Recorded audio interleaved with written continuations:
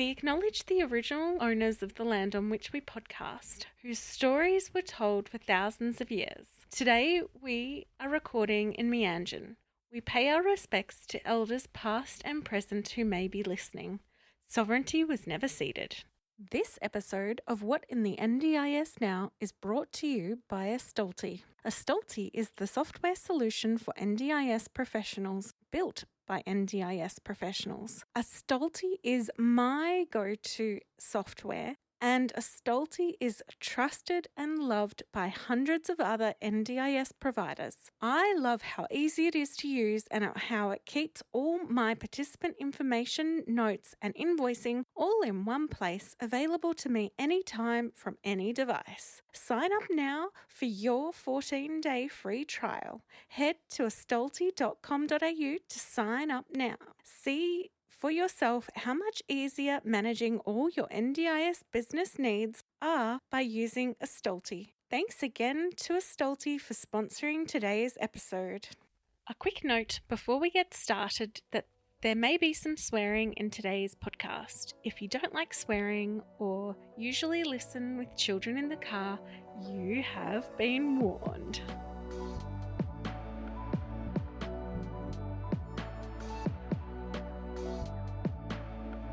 You're listening to What in the NDIS Now, a podcast where I, Hannah Redford, and my friend Sam Rosenbaum interview participants and providers about all things NDIS. Hi, Sam. Howdy, Hannah. How you going? I'm going well. Yourself? Good. Today on the podcast, we have Justin. Morning, afternoon, Welcome. Good day, good evening, wherever you are, wherever you're listening. Whenever you're listening. Top of the moment to you. Oh, top of the day, yeah. So, tell us, where did you grow up? Me, I grew up in Adelaide. That's not my fault. I was just born that way. But mum and dad let me escape when I was 21. So came up here on a holiday back in the day. See my friend who was a bit of a Navy Air Force brat that they bounced around, and this is where he finished up.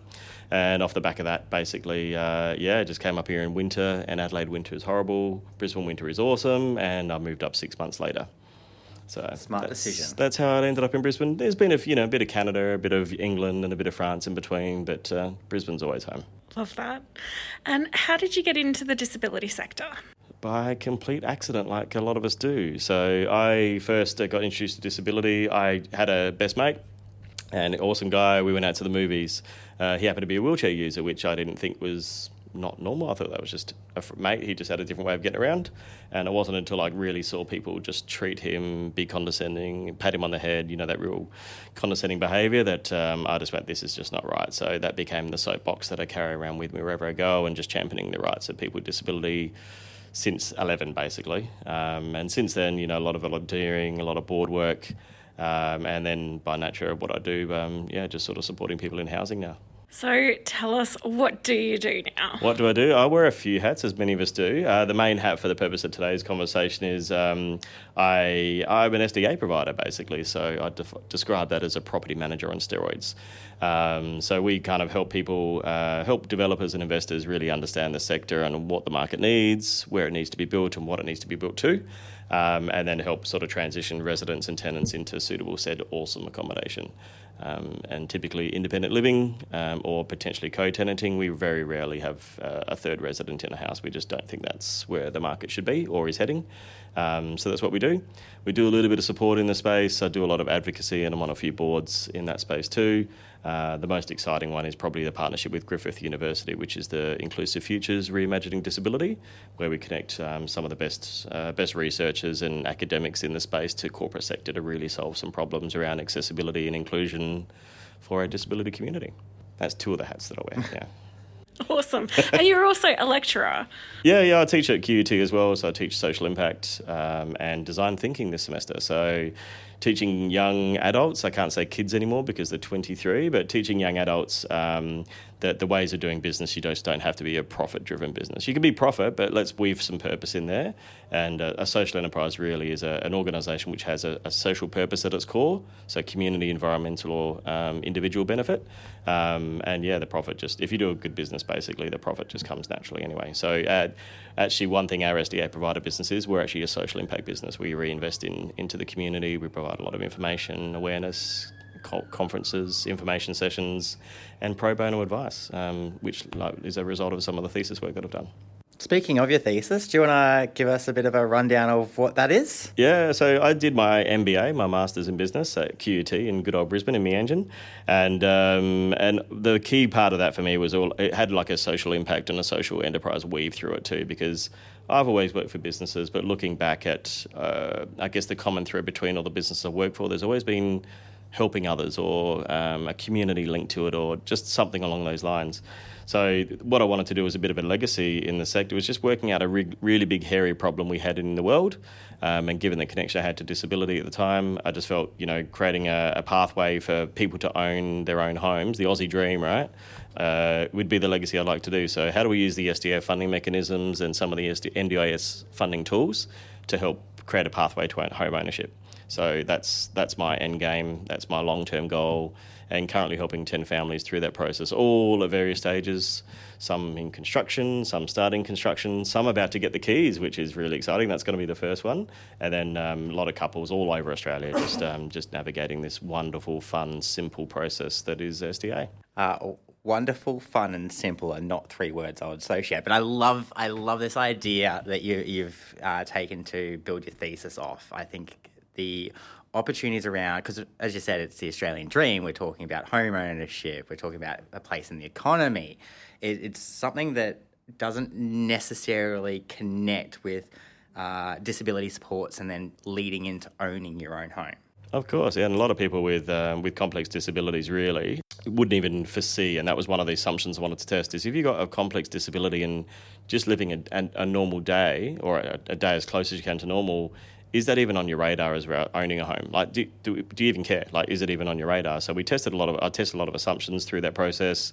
I think we had feedback from about 120 people. I conducted 25 in-depth interviews to really validate and test those. And I think it was less than 5% of people we spoke to actually believed it was even possible, because they're so used to, I guess, the being let down every step of the way, being engaged and held captivity in a public housing environment, or a inappropriate suitable housing in unsuitable housing environment, where even today we're dealing with people that can't even get to their bathroom, or they have to climb the stairs manually because they can't get to a bathroom or say goodnight to their kids or anything. So I think that time is past, so it's time to mix it up a little bit. So it is not simple. It's a simple process really, but it's just getting the world to understand the different complexities in it.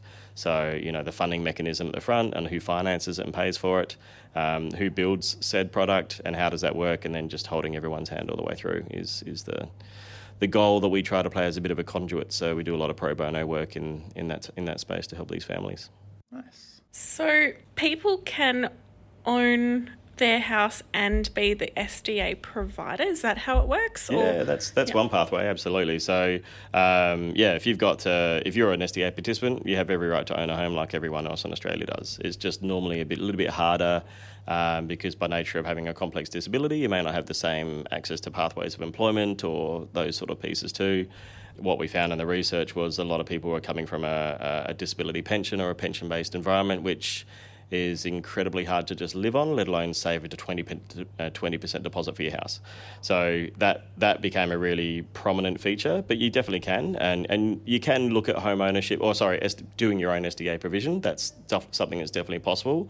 But what we've done as a bit of a product is we provide like a low-cost service for people going through that. So they don't have to go through the NDIS registration, the compliance, the insurances are crazy expensive.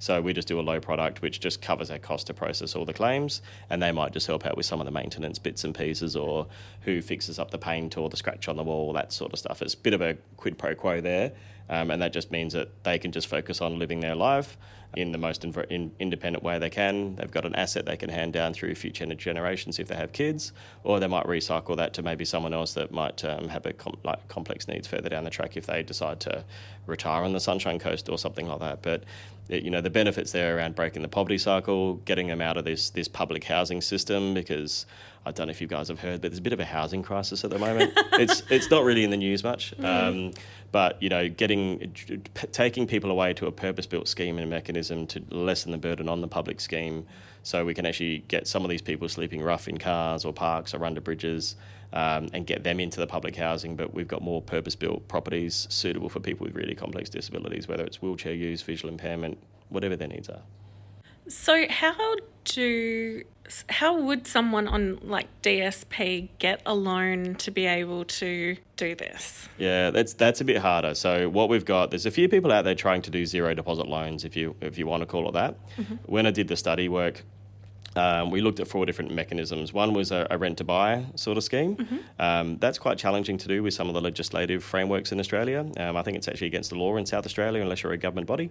But one of the things we looked at was a shared equity model where over time a contribution of the SDA payments would be quarantined. But shared equity seemed even more complicated because of the legal agreements and who owns this and what happens if that happens. And then the model we tested and kind of built out an assumption for was, let's just say we went out and built some apartments, and the scheme's changed since a lot since I did the thesis work. But you might create the apartments, and the investor might create and generate the income or the revenue from the SDA funding mechanism. There's another funding mechanism where a person living in an SDA property contributes 25% of their disability pension towards that too. So what the plan was, and the premise we said was, how about we quarantine that reasonable rent contribution amount, which is about $11,000 a year loosely, and put that into a separate bucket and separate account, and then over 5 or 10 years that becomes 120,000, maybe a bit of interest if you're lucky, and then you could almost use that as your deposit and then refinance the debt away from the owner, the property owner or the developer, and then actually own the asset in your own pathway. So that was one way we were looking at getting away from that 0% piece. And it's not a quick burn, but there was a vested interest in there for a participant to potentially stay there longer, which was good for the developer because that means that a 10-year tenant is a well-paying tenant if you look at it that way. It's great for the individual because they would know the place back to front by living there for 10 years and whether they like those neighbours or not, and whether they wanted to basically own that asset as well. And then again, just breaks the cycle of debt, breaks the poverty, and then the developer basically steps away from the whole development if everyone buys, and then can rinse and repeat and do the same thing somewhere else, and it just becomes this really nice cycle of build to own or those sort of things too. So yeah, it's pretty exciting. Yeah. It's a lot to take in. Yeah. And it's definitely meets that complex hurdle criteria as well that I don't... providers, we generally have to deal with lots of red tape and legislation, but I think this sort of goes into a whole new level of... Yeah, well, the one thing I didn't talk about, Sam, is my background. So I've got 15 years in banking and finance, so talking bank speak comes naturally. And let's just say I live my life in Excel spreadsheets and financial calculators, but, understanding the mechanics of how banks work and even how they look at risk and how they treat people with disability, if that makes sense from a financial perspective. And then I've also got quite a lot of many years in developing properties and renovating and those things, both in Australia and overseas. So I can talk building speak and construction speak, so you're very familiar with the process, you understand how the mechanisms work. And then just being able to speak SDA language, it's almost like the SDA scheme was just created just for me. It's really cool. It's quite a unique blend of skills, but it just seems to work really nicely. And what I have been lucky to do with these 10 families, for example, some of those have received a payout from a trauma or an incident, which is a really nice way that's a horrible thing to say. It's a pathway to home ownership, after the setback they've had from whatever's happened. But it just means we can sort of speed up the process for them too, and it's just one less hurdle to jump, because the process is not... It's complex, but it's quite simple. So, having a deposit or being able to service the debt is one component. Finding a block of land and a thing you want to build on it, you can build a house wherever you want. So building a house is not that hard if you get a builder to do that for you, and then setting up the structures in place to be able to manage it ongoing. So when you think about it that way, it's actually quite simple. It just takes about 18 months sometimes. So, well, realistically, that's not overly a long time either. Some people wait. Yeah, true. 3 years for plan reviews. Yeah, 100%. Or for a plan that's actually usable. Exactly right. So, and I think with that side of things, yeah, I definitely agree. There's also some, like we're working with quite a few families that actually have sadly a debilitating condition as well. So 18 months is critical. We want them to enjoy their life as much as they can while they've got the ability to do so. So it's a bit of a race against time for some families. So there's a bit of a blend there. I think, 3 years, I don't even get me started on the reviews. But yeah, if we can speed up that process and just get people through, it's going to be good for everyone. Like it's great for the participant because they get to own a property. It's great for the investor because they get a stable return for a long period of time and then they can recycle that and move on to something else. It's great for the government because it's actually going to create less of a financial burden on the scheme because they've got their own place and their own property. And it's great for the family because they can actually hand down the asset through the generations. I don't really see a downside to it from all my analysis that I've done, which is 11,000 hours worth. But yeah, I just don't see a downside at all. Definitely a lot of positives that you've stumbled on there, and glad to see. Well, it's good to see that you've got those sort of pathway processes there. Yeah, we're going to be recording some of these journeys too and sharing that with the community because I think when I said like less than 5% of people thought this was possible, I want to be able to communicate that because if we can share this story to more people and they can realise it's possible, then imagine how we can quickly change the world. And it's not going to suit everyone. Not everyone wants to own their home. Some people are happy with doing what they do. That's fine. But some people might want to own the home, and just having that removing that barrier is something I'd love to do. And even just creating the possibility is probably the big thing for me. Absolutely. I think that it's great if people can own their own home. The other thing is about designing their own home, because sometimes I've walked into SDA houses and the design is a bit crap. Yeah, I'd use a few other words, but that's a good way to describe it. And there's normally a few reasons for that too. So the way the scheme was designed, without going into the mechanics of the whole scheme, but there was a big carrot dangled by the government, and they said, the Kevin Costner Field of Dreams, if you build it, they will come. That they found the cheapest block of land, put the biggest house they could on there, $200,000 a year return, 15% returns with a free set of steak knives, fantastic. And then reality hits and you go, oh, weird, 4 people that don't know each other want to live in the middle of nowhere that has no connection to footpaths, infrastructure, public transport or amenity. Like, it's a weird thought, right? Mm-hmm. Why would you want to live near those things?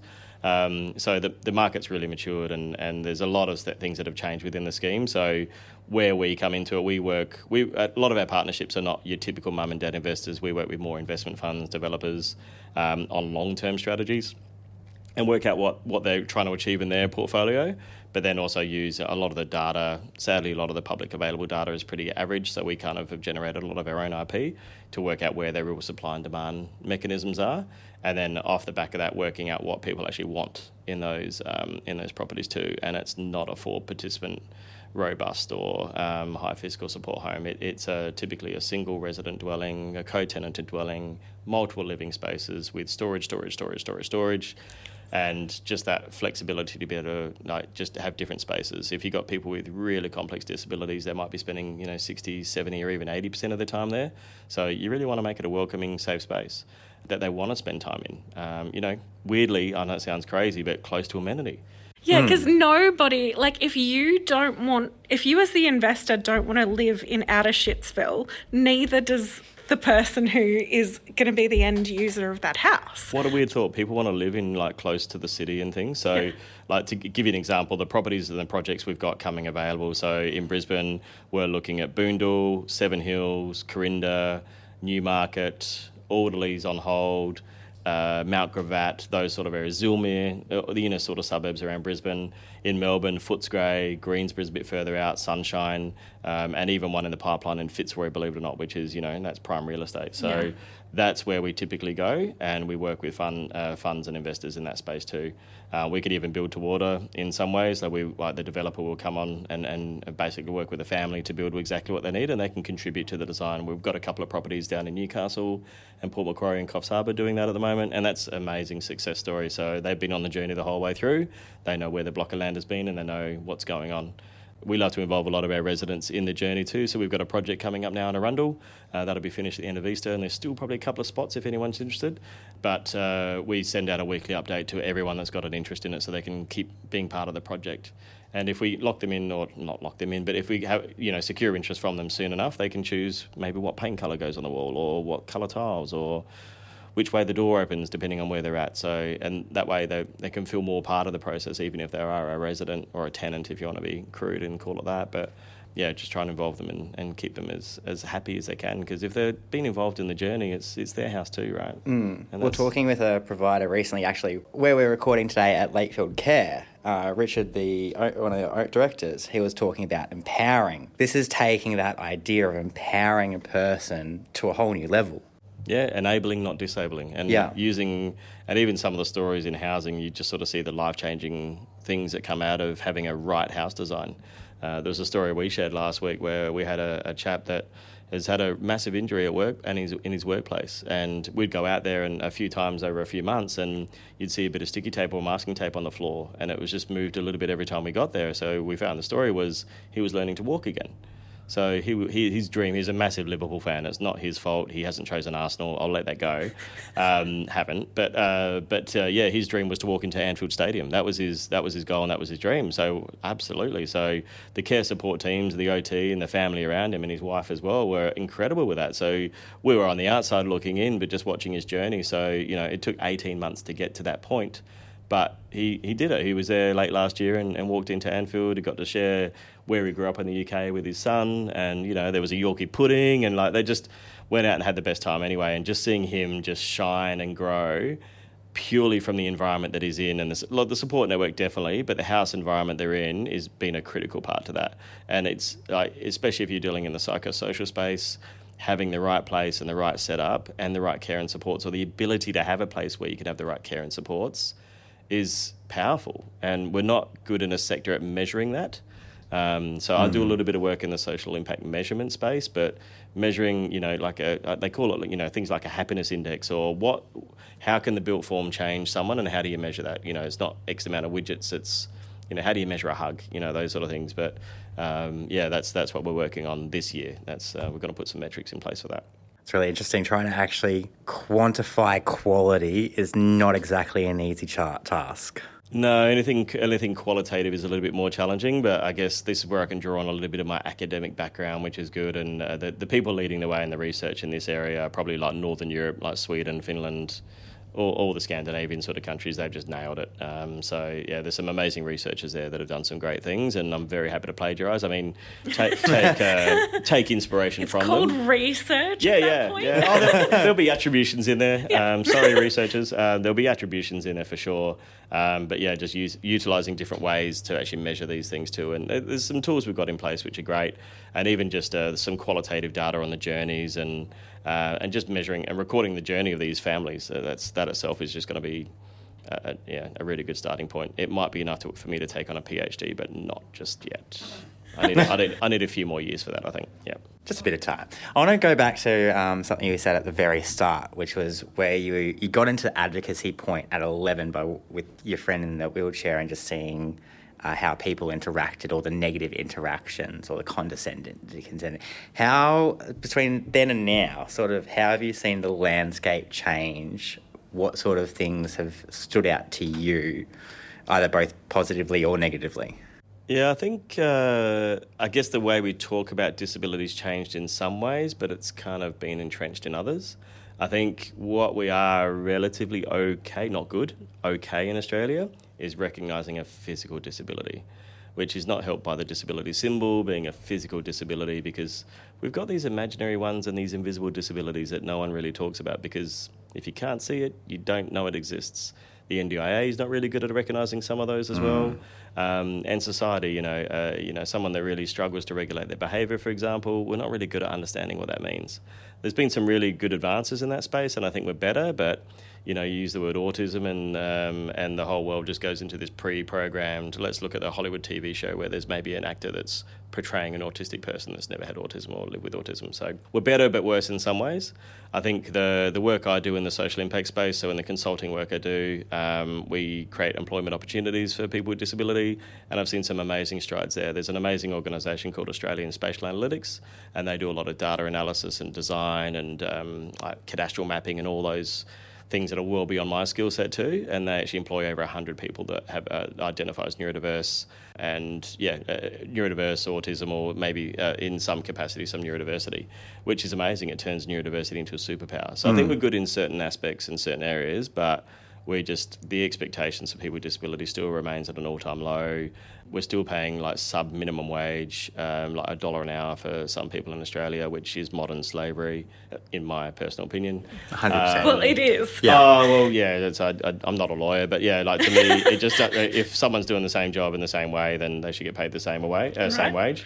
And yeah, I won't go too far down that path. We'll spend way more than an hour chatting, but yeah, there's a whole element there, and I think we're getting better. I think the NDIS has given us a really good voice in Australia, but it's also kind of given us a way to channel our anger and things because it's costing too much or this, that, but you just don't understand the mechanics of the scheme and at a very binary level. But yeah, so better in like with a physical disability. I think invisible disability is not so good. Still got work to do. Yeah, but I always describe it as same with the NDIS. It's the best it's ever been, but man, we've got a long way to go. Like a long way to go. I think when I was doing my diploma in quality management, one of my lecturers was a gentleman from UK, and he spent a lot of time in Ireland, and they've got he hampered on about this so much that it stood out in my mind. Every property being developed now has to have an accessible element, even if it's a 2-story building. You've got to have a toilet down on the bottom stairs. You've got to have a bedroom, so then if you've got anyone coming into any house, it's fully accessible for that. I quite like that idea, but I think we're still a long way short of that. In Australia. It's an interesting topic at the moment, especially with the Royal Commission findings too. So the talk around the change around improved livability and potentially removing it from the scheme. And we had a really good conversation about this regularly. And we're kind of building a bit of a consensus as a group to kind of push back and understand more of the mechanics why. And I try to put myself in the shoes of those that were on the Royal Commission. And, they were sort of going through this process, and it would make sense to standardise accessible design. Now, Australia's a pretty young country. We don't have, 2,000 years of built history form in major medieval towns. So the ability to be able to do it should be a lot simpler. Brisbane is the city of hills, so finding a level block of land is not easy sometimes, and we've got way too many suburbs with hills in it, so it's just way too hard to find. We rolled out this premise that under the National Construction Code, which is I guess the design standard basic things before the SDA, was actually built to the silver level, which means there was similar things, Sam, like accessible design inclusions all the way through for the same purposes for that too. Now, stairs don't really work well with some disabilities. Wheelchairs and stairs don't go great together. No. I've tried, I've seen, doesn't work. Joking. Depends on the outcome usually. Yeah. You get a crook old speed when you go down the stairs. But yeah, like I think the premise is there too. But then the talk when the Royal Commission were kind of getting together and sort of reviewing some of these things too, it would make logical sense to go, okay, well if we upgrade the National Construction Code, then by default we probably wouldn't need improved livability. But there's quite a few extra positions that need to be considered with that too. And one is if we removed improved livability, what would the impacts be? If we're removing a pathway for home ownership. Sorry, not home ownership, a pathway in from group homes into a home. And these people with complex disabilities are going to be competing in the mainstream rental market, which is already compressed. It's going to rule them out completely. Not that there's discrimination in the property industry or in the property management space at all. No, it's a perfect industry. 100%, yeah, no discrimination. So that would be a major issue as well. And that pathway for improved livability and group homes, we don't want group homes around anymore. That's been quite clear, and that came out resoundingly strong in every single volume of the Royal Commission that I've read. But yeah, that's the extra pressure there is huge. And then you've also got to rely on the things that all states need to play to be able to roll out the National Construction Code. And there's a few states, WA for example, that are not looking to participate fully. New South Wales are now tempted to go on hold, and if that falls apart, then this whole recommendation becomes a moot point. You just couldn't roll it out. And then let's just assume everyone's aligned and everyone agrees to roll out this scheme. How long is that going to take? That's going to take maybe 5 years, maybe 10 years, maybe 15 years. And every time we change the SDA scheme, that's scaring investors. And given the whole scheme is built on private investment, normally, I wouldn't be too fussed about investors in some capacities, but the whole scheme is built on private money, on coming into the sector. So every time you move the goalposts, which has happened more in the last 12 months than the last 4 or 5 years, it creates uncertainty. And when there's uncertainty, less people get involved. I know way too many projects on hold. I know way too many projects being shelved or being sold off as other asset classes and just leaving the sector completely and may not return because of this constant change and the constant goalpost moving.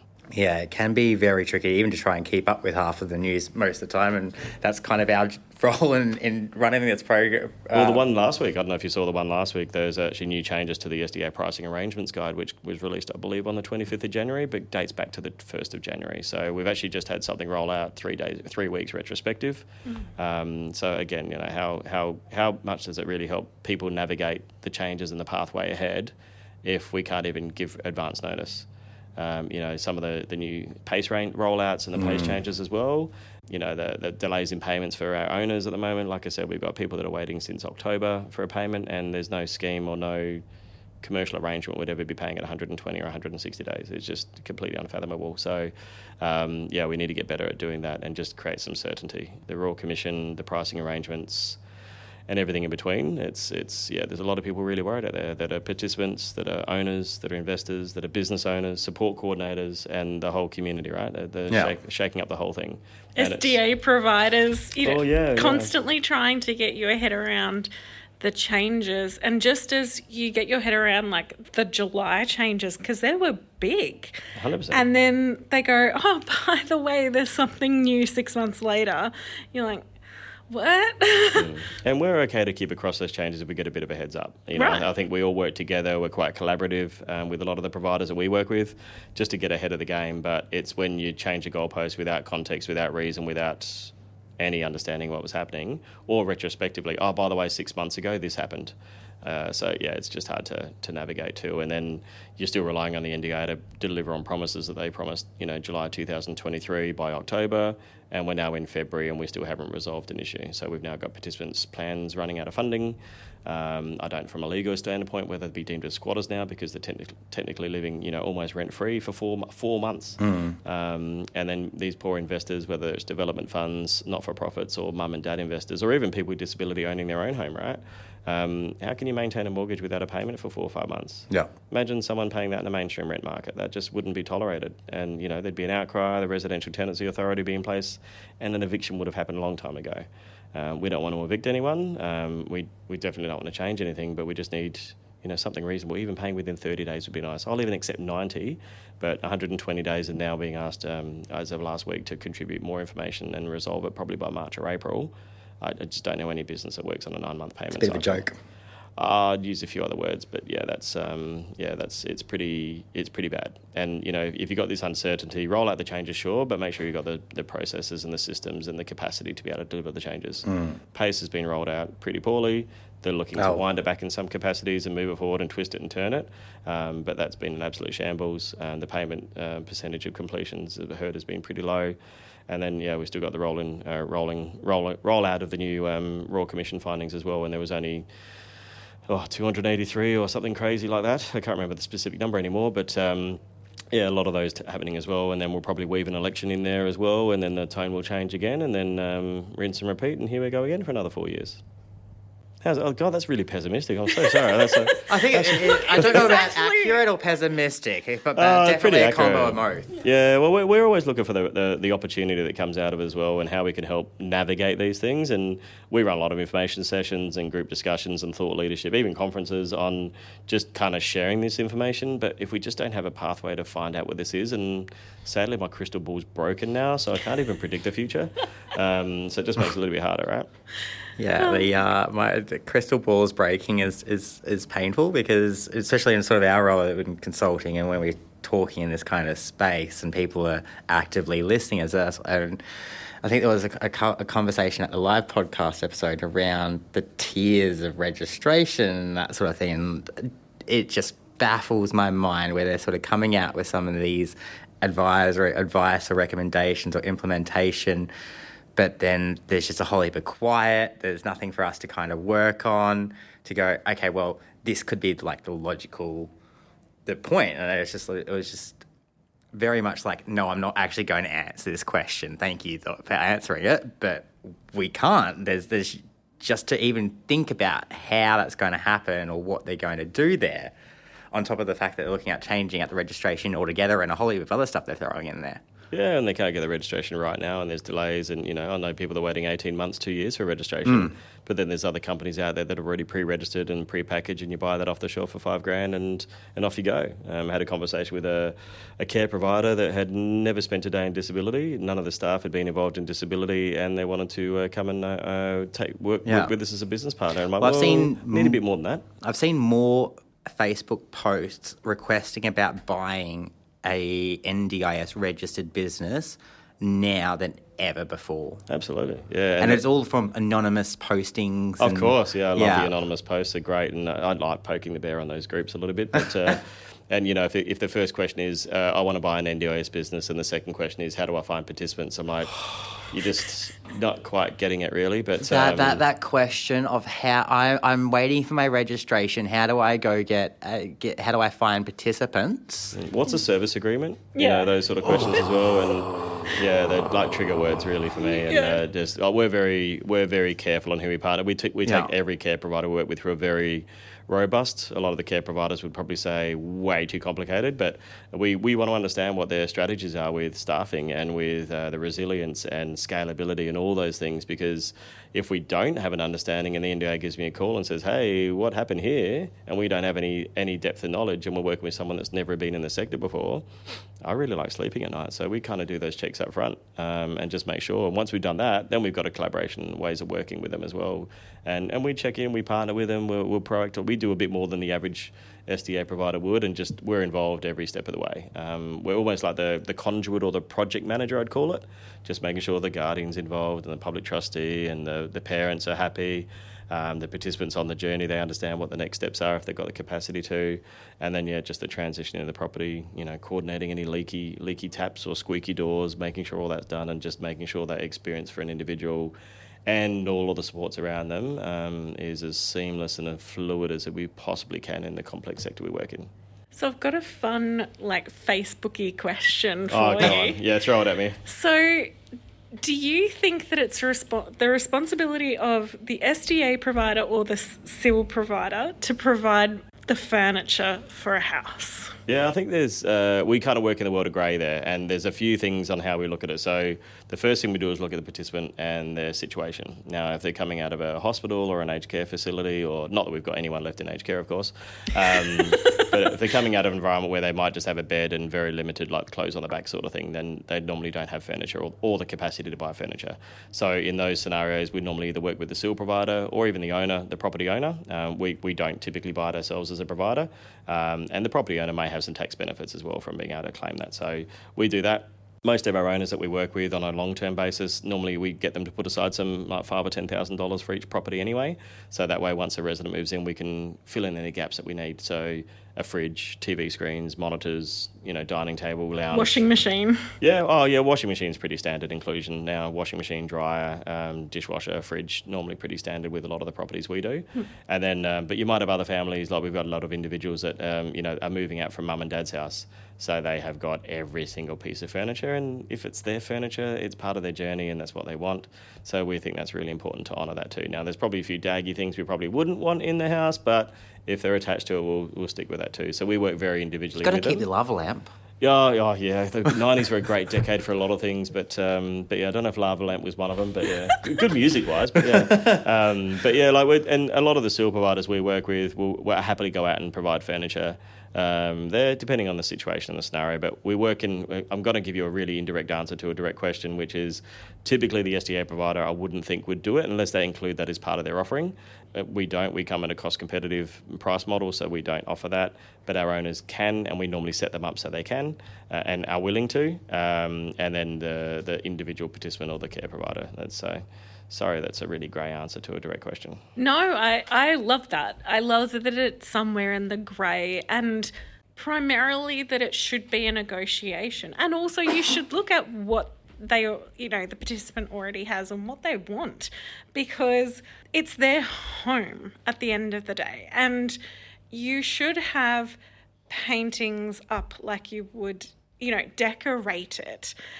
And I have been asked a couple of times to have a look at an SDA home and asked, how would you set it up? What would you do? The first thing I say is, you want to put some decorations up. Absolutely. Have some paintings on the wall. Get some photos of them and their family. Put them up. Like whatever you would have in your home, you need in this home.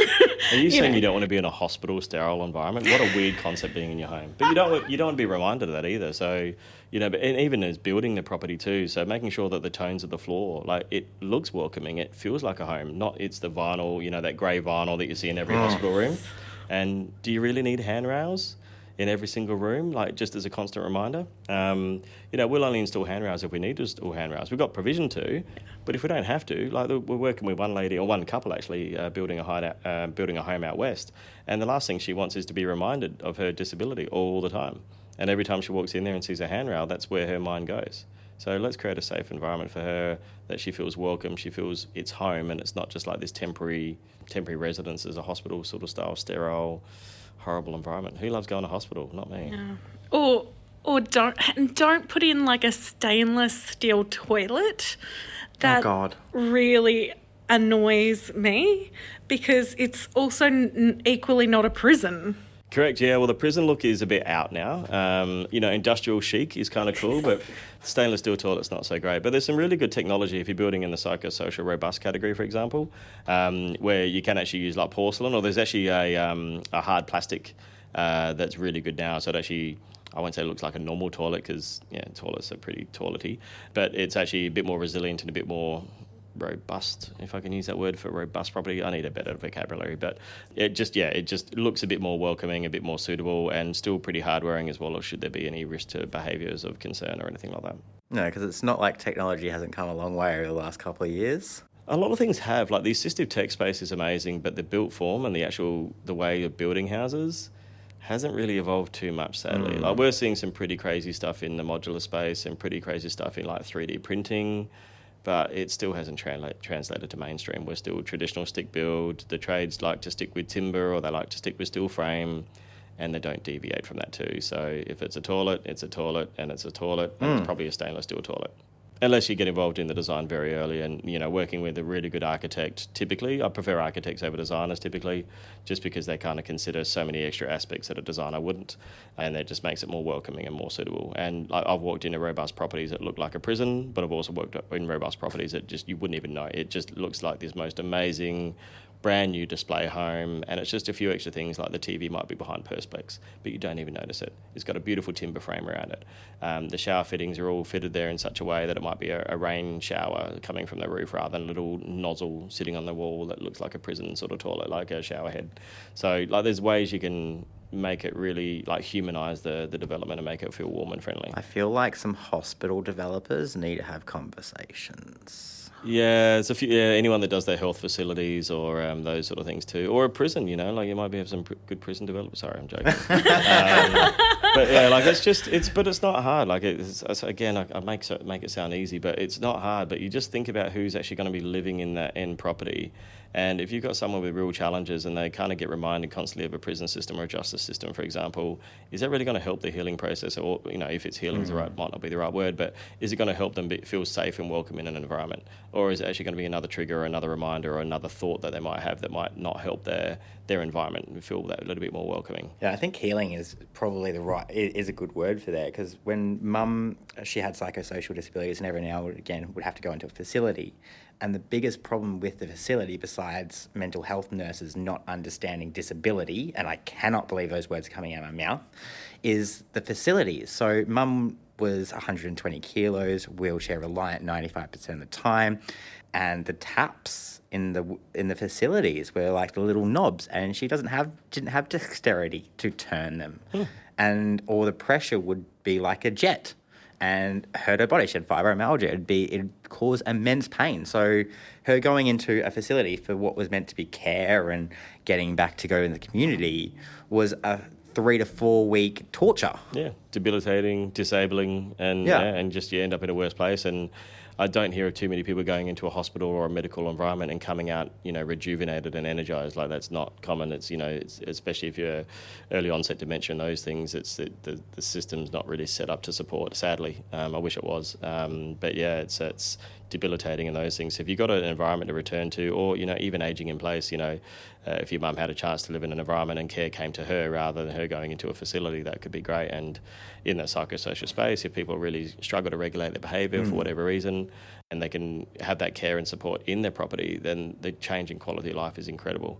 I've seen people go from sedation of 29 days of sedation and restricted practices down to none, and being engaged in the community because they had the right care and supports in place. Yeah. Again, that's... It's phenomenal that, like, some of those the impact that some of those small little details that a lot of us just take for granted every day and don't even think about. Yeah, it's not on our radar at all. Yeah, from Mum was living in she was living in a single unit, but they had stairs at the front of it. And eventually I was able to get housing to get her a low-set duplex, which was purpose designed. And the difference that even 2 weeks in had in her mental state, her happiness level, per se, it was just phenomenal. You could see the difference. And I remember actually the day that we got the keys, I actually broke down in the driveway crying because I was like, Jesus Christ, this is perfect. Why has it taken so long for this to happen? Yeah. But the ability for her just to walk out of the house and go down to the letterbox without having to bum to stairs for 30 to an hour sometimes to get her in and out of the house was just phenomenal. Yeah, and just think about the destabilising or the dehumanising aspect of that too. And if the neighbours are walking out when you go in the front box, would you sit there and do that? And that's... Yeah, and that becomes not a physical barrier, but a physical barrier for that instance, but also a psychological barrier because now she's less likely to want to go to the letterbox. Yep. And the same thing if you got these houses in the middle of nowhere where they can't roll to the shops, they can't get anywhere because there's no public transport and things too. So you've got these houses becoming island prisons. And if they can't roll there, then they've got to spend 15, 20 minutes loading up into a car and then 15, 20 minutes in the disabled space at the shopping centre in front of everybody else, which is normally right at the front entrance, right? So good that you got the access there, but bad because you got this constant reminder again that you're disabled or living with disability. And then that just becomes a barrier. Like, I'm not going to bother going to shops now because I don't like that feeling. And then your world just gets smaller, and when your world gets smaller, then the behaviours and things that can come out of that as well. It's not healthy from a mental health perspective as well. So yeah, 100%. I think the built form in Australia has the potential to be amazing and enabling, but a lot of time it just falls short. So yeah, and some of the designs that we see, like even last week we've got a beautiful robust property, but there's a hole in the wall, and I'm like, well, how are you supposed to be able to put a hole in the wall in a robust property? Again, it ticks the compliance box, but it doesn't meet best practice sort of approaches. And for me or for us, our approach is the SDA design standard is the minimum. That's the starting point. That's where we start the conversations about what we do, not the finishing point where a lot of people finish up to. So yeah, I've poked the bear on quite a few conversations there, but if you get it right at the front end, it's easy. It's so much easier. You've got everyone set up for success. The owner knows what's going on. The SDA provider knows the ins and outs of the property, and the participant has a beautiful environment they can thrive in. So tell me a bit more about being an SDA provider and a bit about what that sort of entails. An SDA provider, oh wow, there's a few hats there on the hat rack, but property management on steroids is typically how I describe it. So we are the property manager is probably the best way to describe it, with a few extra bits. We don't just hand the keys over to someone else. We have a whole series of bits and pieces that we do with that too. So we're really there as one of the parties supporting the participant in their house. So we're a big believer in separation of duties, and I think that's a fundamental premise of the scheme. So if you're providing SDA, you should not be providing care, and that's something I'll get my soapbox out and chat about every day of the week. So we think that's really important because the SDA provider should be able to keep an eye on the SIL provider. The SIL provider should be able to keep an eye on the SDA provider, and the participant should be able to keep an eye on both, and everyone there as well. So am I a fan of an organisation that might do the care, the supports, the community access, the SIL, the SDA? Probably not. Don't forget the support coordination there too. Yeah, well, we should weave that in there slightly as well. So sorry I missed that one. Maybe plan management or something as well. But yeah, I think the choice of control is a really strong element for us too. So we love doing. We think that's a big thing too. And we'll work with a range of care providers too. There's a few care providers that we probably prefer not to, but if that's who the participant wants to work with, then that's who we work with. We just love organisations that come to the table with a solution or an idea rather than starting from a position of no. If you're positioned from no, then, if you're a bit clunkier and you don't want to be agile and you like to control the situation, it just makes it a little bit harder to support the participant in the scheme. So we, as an SDA provider, we look after a fair bit of ground, actually. So we're covering Newcastle all the way up to Bundaberg now. We have been asked to go beyond that, but we just want to control our growth and control how we expand. We don't want to grow too big too quick. We have no desire to be the biggest. Just the best, but just one of the best, I should say. I think that there's enough room in the sector to have a whole range of great providers, and we love helping championing others. We've got a few projects in Melbourne underway, which would be great, but yeah, we just work quite agile. So my background, I've got that master's sort of study background and bringing banking, finance, so the strategy and the business stuff. My general manager, Sue, she's incredible. So she comes with a master's of health, public health policy, and is a qualified nurse. So and she's been a buyer's agent too. So she got this participant-centric blend with property and those things too. And I think that just gives us a really unique approach on how we approach SDA, which is typically research-led, human-centred design, if you want to use like a really academic sort of spiel, but which basically just means put yourself in the shoes of the person that's actually going to be benefiting from the property. It's not complex, not rocket science, but just start with that and then work your way backwards. Our relationship is more with, like I said, the investors and the developers and the funds, and that's helping them navigate all the bits and pieces and working out where and what and how to build, which is why we typically look at infill sites in inner cities. And that's just, I don't know if it's our point of difference, but that's what we like to do, because the way the scheme we think is going to grow is as we get more supply, there's going to be more choice for individuals. And if you're a participant in the scheme and you live in an SDA property and you've got funding to do so, you contribute up to 25% of your pension payment as your rent, effectively. But that's the same whether you're living in the back streets of Ipswich or on the waterfronts in New Farm or something like that. So what we naturally think is a natural market, without going into economic theory, but an economic rhythm of a free market model where people are going to gravitate to prime properties in prime areas over time. And these properties in the middle of back streets of Ipswich or insert random site, they're just going to be sitting there vacant, and they'll end up under current affair. Well, they already are. There's a lot are. Yeah. There's a lot there, and the group homes or the 3 resident robust houses and those things. Yeah, absolutely not really fit for purpose. And why would people want to live there? So I think mum and dad investors, are still flocking to the sector at the moment. But I think as maturity and understanding of the sector grows over time, then that will hopefully become less. But I think, the scheme's more designed, I think, for large-scale developers and investors and institutional funds, because they're ones that are investing, $40 million, $80 million tranches of money to do it. And even there's probably a bit of work to do too. But yeah, that's typically how we like to work. We like to get engaged with a participant and those at the design stage. So we've actually got that 6 to 9 month time during the build process, and even to help provide feedback on the design, not from a compliance perspective, but just on what's favoured. Even get the participants involved in those conversations, and then once we hit completion, then ideally we've got some happy residents ready to move in, which is pretty exciting. Awesome. So hopefully that gives you a bit of a nutshell on good old SDA.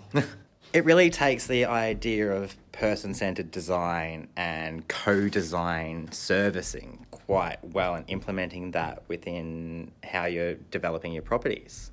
100%, yeah. And someone did mention co-design in the NDIS a while back, but haven't seen it come to be true for quite some time. It seems like a little bit of a word that gets flown around every blue moon. Yeah, there's been a few recent announcements which are showing a bit of promise as well.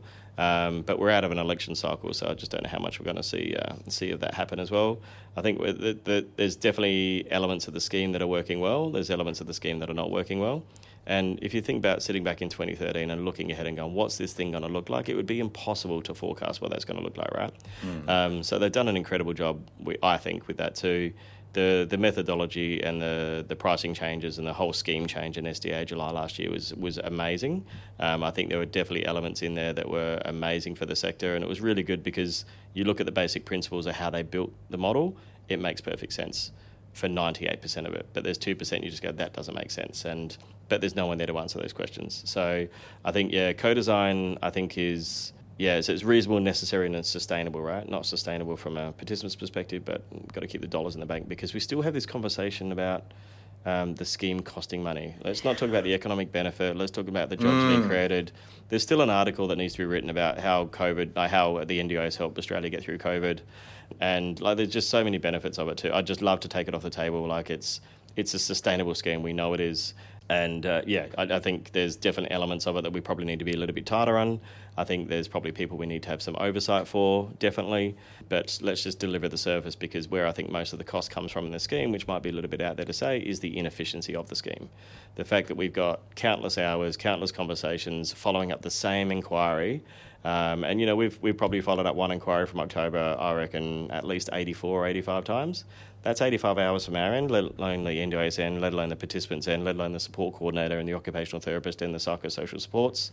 So that's, if we streamline that and get that efficient, we wouldn't have a lot of these cost blowouts. And even what's a cost blowout as well, it's just a reflective, it was always paid for in some other way.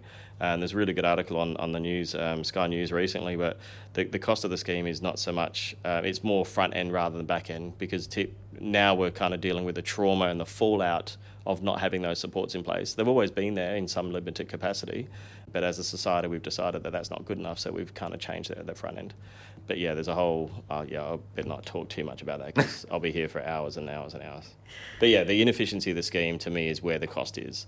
If we can solve a problem with one phone call, with a consistent decision and a consistent outcome that is human-centric and based on co-design, then we wouldn't be sitting in this weird loop over and over again, talking about payments from 7 months ago.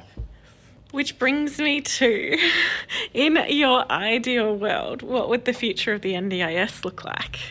In Justin's happy place, I think the scheme is incredible, and I always describe the NDIS as the best we've ever had. We are so lucky in Australia to have it, and there are countries that don't even, just not even on the radar. So we are incredibly lucky. We need to make sure the scheme is sustainable, and I think that comes from efficiency. So what would the legacy I'd like to be? I'd like people to be able to pick up the phone and call the NDIS and get the same answer. Oh, heaven. So it's pretty out there sort of concept as well, but just consistent decision making, a bit of structure and streamlining of the system as well. It's a big clunky beast. Having the resources for additional oversight, so we can actually look at things in a bit more detail when we need to. And my dream would be to send an email to the Quality and Safeguards Commission and have a response well within 28 days, or just having someone regulate the sector. I think for me, in the housing space specifically, I'm thinking holding dodgy SDA providers accountable. That's something at the moment that there's no or limited accountability. The NDIS is not really interested, because if it's not impacting the participant, it's outside their remit. The Quality and Safeguards Commission is largely the same, unless they're a registered provider, so there should be some quality control there. The ACCC, the Competition and Consumer Commission, they don't seem to want to have an appetite. The Australian Security Investments Commission, ASIC, from an investment perspective, don't seem to have it there. The Small Business Commissioner doesn't seem to be wanting to be interested. It doesn't really fall under consumer law a lot of the time, so it's typically contract law. And off the back of that, I know a lot of people trying to get away from their current SDA provider, and are just having really limited success because there's just no one to go to. Awesome. Well, thank you so much for coming on the podcast. My pleasure. Now, we need to know where people can find you, where you would like people to find you. Find me? Yeah, normally at a wine bar. No, I'm joking. But that's how we get through the NDIS. But no, so we can be found on LinkedIn, Facebook, and a website as well. So Just SDA Management is our business name. So justsda.com.au. And find me on LinkedIn, have a chat. We've got some great groups and things we sort of chat to and help communicate a lot of information for the community, not for any benefit of our own, just to help increase the awareness in the sector and the education. So that's probably the best place to find us. Awesome. And always we will have those links in our podcast info. Excellent. Thanks so much. Thank you. Bye. Huzzah! Thank you for listening. Please share with people you know. Until next time, as the Green Brothers say, don't forget to be awesome.